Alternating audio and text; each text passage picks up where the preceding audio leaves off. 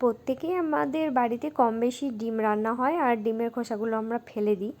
যেহেতু বাঙালি বস, তাই কোনো কিছু ফেলা যাবে না। তাই ডিমের খোসাগুলো সংরক্ষণ করে আমি লাল, নীল, হলুদ, সবুজ যে রং মনে হয়েছে সেই রং করে নিয়েছি, এবং কালারিং পেপারটা কেটে একটা কাটিং করে নিলাম শেপ দিয়ে, যেটা ফুল আকারের হবে।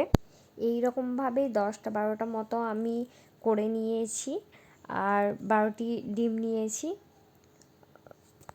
এটা একটা খুব সুন্দর রুম ডেকোরেশন বা কিচেন ডেকোরেশন করা যেতে পারে।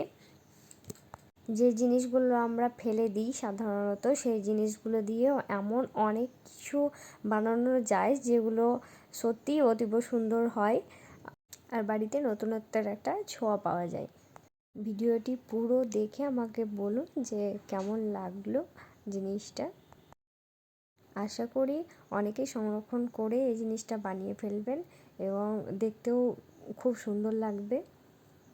আমার তো খুব সুন্দর লেগেছে, আর আমি এটা আমার কিচেন রুমেই রেখেছি।